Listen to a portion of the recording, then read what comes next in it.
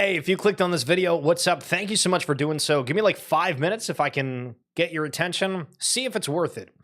I have a list that I wrote ahead of time here. All right, Cooper Flagg 1 of 1, which we talk about all the time, but this is a must watch that you're going to be shocked at what's going to come out of it. What's scaring financial advisors? And of course, it has to do with the fine luxury rectangles. And Yu-Gi-Oh is back. Well, also, we have people that are saying they're the first of something when that is not the case. And I hate when people say that they're first, but it makes it sound good for like a split second until somebody calls them out on it. And it is what it is. But can I show you that's something really cool from the Red Wings? Listen, they got a chicken tender Zamboni bucket. The chicken tender Zamboni bucket. This is the kind of things that we love to see here in 2026. All right, take a look at this. This is a Cooper Flagg. I don't know what we call it. Is it a finisher's die cut? Looks like a razor blade. We were calling it a letter opener last night. No. Oh. What the heck? What? Look at this. Oh my gosh. And if you can't see, it's a Cooper Flagg, and that says 1 of 1 in the corner. What on earth? It's just like the paper from the top. They didn't put it on a card. Hopefully you didn't see that on the camera. But like, does it not almost take away the excitement, the joy, the, you know, anticipation? Oh, okay, so this is just supposed to be like a sticker stuck on cardboard. Ah, it ruins it. It ruins it. But that video has been going super viral. If you haven't seen, there is your Cooper Flagg 1 of 1 that apparently is just a sticker. And what is scaring financial advisors? Well, it's got to do with cards. Do you have stocks? Nope. No way. Are you kidding me? Mm-mm. Do you have a financial advisor? Yeah. And He thinks I'm a lunatic. then why even hire this person to begin with if you're not going to listen to him? I consider him more of a certified public accountant than Okay. an advisor. And what does this person tell you to do that you don't listen to? Everything. Do you have stocks? Nope. They just have Pokemon cards. And I think that is not like uncommon. If you were going to survey people that are probably like under the age of, I don't know, call it like 32 to 35, the answers that you would get would probably shock the majority of the world. That's of a maybe of a different mindset of, hey, you're supposed to, you know, focus on real estate, stocks, this, that, and the other thing. But younger people nowadays, yo, they're crazy going out there doing all of the wildest things. And that means that we have more tokenized funds that they're calling themselves first. So Memeland, they're saying they're going out and going to buy 25% of all of Pikachu with a gray felt hat, which is like the Van Gogh card. And apparently this is like one of the highest cards that has a pop 10 PSA population. I said that horribly, excuse me. That is like the highest there is. Also, this is the most counterfeit card. Not the most, but it's in the top 10 from PSA. So the amount of risk that they're taking within that, why even do it? And then in that post, they also call themselves the first, which is also not accurate. There's like Charizard Capital, you got the Kabuto guy, you got everyone else. Everybody's doing these different funds and highlighting it. I mean, it's the same thing every single day. So I want to present something that I seen on the timeline that I think is actually sort of ingenious in a very weird way. So think of your favorite cardboard rectangle. All right. Let me show 2 of these things off the rip. Okay. So as an example, here's Vibes, right? You might be familiar with that game. You might not. Either way. Okay. You saw the back of the card. For Digimon, on the original ones, you see that? All right. The back of the cards. What if you could make the back of a card actually be something that people wanted to look at? Somebody made a post saying, what about serialized Pokemon cards? And that's a huge topic. I get it. But in their like highlight of it, they put it on the back of the card. And I'm like, you know, that would add a little bit of something where now when you're ripping cards, everybody always, you know, hides it and wait for the reveal. What if the alpha is actually, in fact, on the back of the card? Maybe? Yes, no? Crazy thought? Potentially. calm before we go into this because it is nuts. I don't know if I care about grading. I'm going to throw that one out there. Maybe you're somebody that's super strong feeling in that, right? And graded cards, which again, we were just looking at, one of these things gives you a rating. They're saying that one's a PSA 8th. Listen, I think it's perfect in my mind, but either way, PSA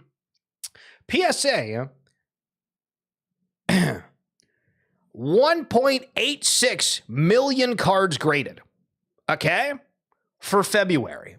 1.86 million, which is up 29% year over year. I mean, all of these are up massively. SGC down 72%. Holy guacamole. But oh my goodness. Why are we doing that? Why are we doing that? Well, we're doing it because of things like this. So Kevin O'Leary, he's out at an award show, and he's highlighting the Kobe Jordan dual logoman, right? And what did he do? What did he do? Because if you remember, if you're somebody that was watching the stream for a while, which again, thank you guys so much, and hopefully you made it through the first 5 minutes. If you did, I'd appreciate a like on the video, right? But what did this guy go out and do? He put 2.2 pounds of Tiffany white gold and 100 carats of Tiffany diamonds. I don't know what the hell that means. My mother does as a former jeweler. Okay, so we got a fancy. We are doing the exact same thing that Logan Paul did. Why are we putting these fancy cases on? Which at that point, right, then we have to sit back and reflect and be like, all right, well, one, why the hell do I care what another person does with their money, which is fair, right? This is more for just like conversational pieces between us more than anything, more than me like actually judging, right? But if you like cards and everything so much, why would you not just go out and buy like a whole bunch of other ones? Now, maybe you're just like, this is the only card that I care about, whatever else, but it just feels like kind of weird to do the exact same thing that Logan already did in the, you know, we're going to put the diamonds and the big gold chain over it. I don't know. It doesn't do the same for me. But it is what it is. Yo, young Algie, what's going on? Yo, any thoughts on this, Mr. Algie? He's copying friggin' Logan. The card is true. Very, very true. I do think that I like this. Well, actually, I don't know. If we were gonna see, now we have to compare chains. Do we like the Pokeball one? Do we like this one out over here? Yo, Roar, what's up? What's going on? Have you seen the trailer of the new Scary Movie? See, when you say the new Scary Movie, that could involve a lot of different type of movies out there. Like, is it called Scary Movie? Is it a horror movie in general? We got to get a little bit more specific, but good to see you, Roar. Logan's wasn't really a 10. That's fair. I think this, I don't even know if that one is a 10 either. For this one? I actually don't know off the top of my head.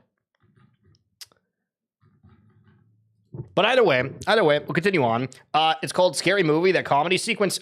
I can't say that I've ever watched them. I don't know if that makes me a bad person, Roar, but that one is a problem. Well, so the reason that it's like a 1 of 1 in that sense also is because I think that it's the only known card that has like an autograph of both Kobe and Michael Jordan on it within like the Logomans. First time seeing these in person at the Lego store. Remember when these came out and everybody was talking about like, oh my goodness, do we end up buying these? Do we not? Like for $650, you were able to get the 3 on the left, the Venusaur, Blastoise, and Charizard. Over on the right, the Pikachu, I want to say was like $250, or am I wrong on that, Algie? Is it a little bit less? You buy just the big one, but you got it? Yeah. Oh man, Money Mitch out there, you know what I mean? He's got connections.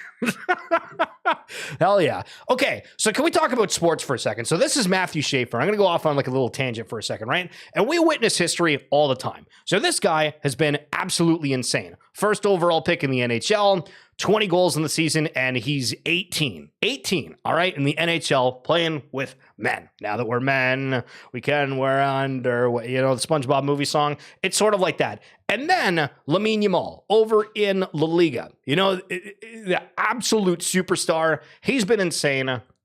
20 goals and 20 assists is what he's on track for. I think that he has 100 goals and assists across his like lifetime appearance. And again, he's not even 19 yet. And to think of the aspect of we get to witness history every day in these different sports. But my takeaway with this, which might be a little weird and you didn't think of this off of the top, is that all of the sports focus is on Shohei Ohtani, right? You bring up anything sports related, and he's pretty much the focus point, no matter what. Why is that? Is baseball just that much bigger than every other sport out there? Because I thought for football, soccer, depending on where you are in the world, judge me how I say that, so we say both. This kid is insane. And I don't see on the timeline, now that I've gotten, to a point where my timeline is now just flooded with different card news all the time, I don't know why I don't see any like really big sales around Yamal. And it's like, did FC Barcelona fall off? Well, no. Is the Wonder Kid not performing? No, I think he just got a hat trick on the weekend, right? And same with Schaefer. And obviously for the NHL, I do feel that hockey is very much not as bigger on the international stage. But either way, yo, Mr. G1, how are we? I was surprised to see Mr. Wonderful with that chain on. Not mad at him, though. He can actually afford it. I'm curious. So he, on the video or presentation, whatever it is, a couple of weeks ago, or maybe even last week, he was on like some NBC, CBC, whatever, and he said, oh, watch for on this specific date, I'm going to be out here, and it's going to shock the world and everything else. And like, was that it? Like, I'm praying that he's not doing the crypto thing of like really overhyping and then it's like a completely irrelevant partnership or something. I'm getting that sort of vibe from it. But it's like, okay, so we're at an event, we're showing off the chain or card with a new chain that's like very expensive. It's like, is that the headline? I mean, we talked about it. So they baited me, if nothing else. Should we be sniping? This is what I'm saying, right? And again, I am absolute no expert on any of this stuff, and I'm still trying to find my ropes within the whole trading card space. But you're telling me we have a kid, which could, again, I think Connor Bedard is like still doing quite well, but maybe not as hyped up as like his original rookie season. But Schaefer, who's a defenseman, right, has been bonkers. And then same with this guy. And it's like, why does nobody care? Am I wrong with assuming that or seeing it? But what people are going to care about, I'm going to go bust down chain for every card I own. Yo, that would be a hilarious way to go viral. That is actually a way to go viral. Imagine every single day you upload a video and you use like paper clips and have a chain around something, or you use tape, or you use rope, or you find some kind of thing. I mean, even you could use like headphone wires and use that as like a chain. I mean, that's $1 million idea right there. Welcome to marketing. Okay. Side tangent. Yu-Gi-Oh! Might be back. And why is that the case? Well, it was announced from Yu-Gi-Oh! That they were going to release these full art cards. And upon this set coming out, there was a whole bunch of stores that started putting bounties on cards, specifically because a bunch of them were serialized to 100. So as an example, for this Dark Magician, if you remember the show, this is what like one of the full arts look like. Somebody's paying upwards of $11,000 American. Ignore the 1.7 mil, it's different currency, right? So then you go down, and this is what it looks like, where, again, these shops and people are highlighting, hey, we're paying X amount. And funny enough, the Dark Magician girl is one that's actually going for more, and I found a video of what that sort of pack rip would look like. And take a judge of the cards. Do you think that you kind of vibe with them? Does it give you kind of any essence? Obviously, that's not in English, so it doesn't have the same pizzazz as it once did back in the day. Boom. Boom. Talking about money. People are going for the pack rip. They're wanting the goods. They're wanting the goods. And apparently, like the box set, normally these things I feel like were very expensive for like any set, right? You go and you try to buy a box of any cards, you're talking like $100 plus. But for $79.99, everybody's now going out and speculating on this. You wish Pokemon did it? Well, that's the thing. Everybody's seeming to be experimenting and trying to do something within trading cards. Are they going to? So I need to present to you a lie of sorts. So Yahoo Finance published this most valuable media franchises. Okay? It has Pokemon at 147 billion. Well, pause for a second. Don't be taking this and going to your friends just yet. but we'll go over. And Complex Culture was tweeting out the highest grossing media franchises and has Pokemon at 115 billion.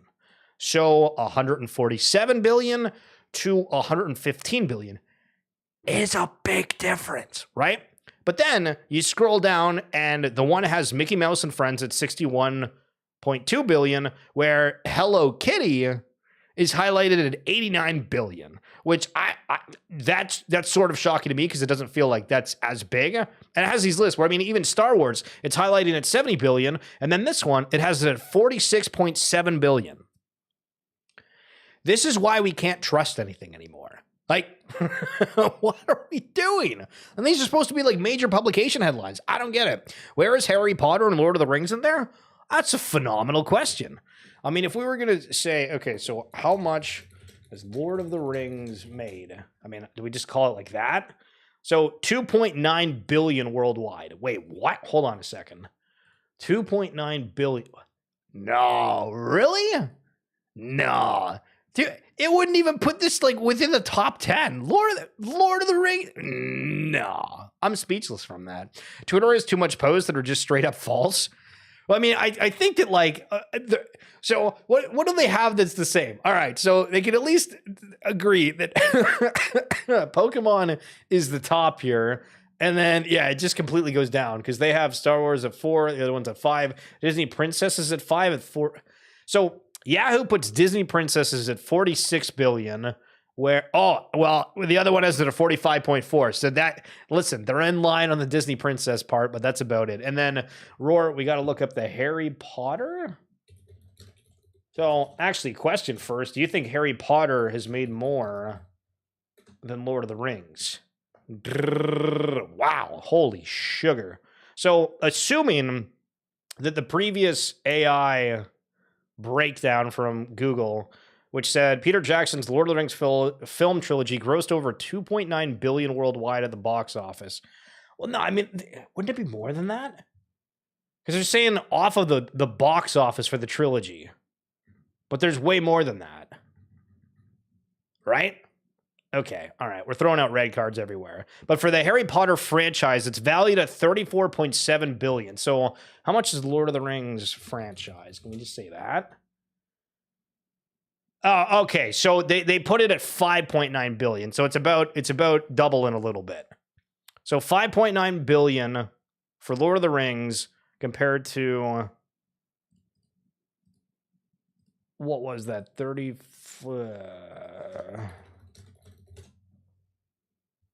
Yeah, 34.7. That's nuts that Harry Potter is that much bigger. I wouldn't have thought that. But again, well, nah. I mean, because Harry Potter is all of the... Harry Potter's like on all of the like Disney stuff, isn't it? Like Disney World, they have events. Lord of the Rings, they have the opportunity for you to get married or do a marathon in Hobbiton. That's about it. Harry Potter is the amusement park and video game and spinoff. Yeah. Well, I mean, for argument's sake, I think that Lord of the Rings does have like a fair amount of video games too, but it doesn't have the same pizzazz. And they absolutely dropped the ball on Rings of Power. I've tried watching it a couple times. I've gone through it. It's like parts of it are decent, but like it's, I think for people that look for like plot holes or would rather complain about things, I think that it's very easy to complain about just like confusion and following the storyline and everything else under that. But my goodness. All right, guys, that's going to be it for this edition of XFeed, which we've been trying to cover collectibles news, TCG's news, and stuff that's kind of a quick little tidbit for your day at work, hanging out, whatever you may do. Again, we do these Monday through Friday. We have shorts and everything else that's a part of it. But thank you guys so much for coming on through and chatting within here as well. Roar, you're a legend. Young Algae, love to see you. Hope you're doing well. Mr. G1, I don't know if you're still around, but thank you for popping through. And Roar, there's not too much people that would fight with the elves against Sauron in the world. True. Very articulated. Roar. Love it. All right, guys, appreciate you. We'll talk soon. Have a good one. Peace.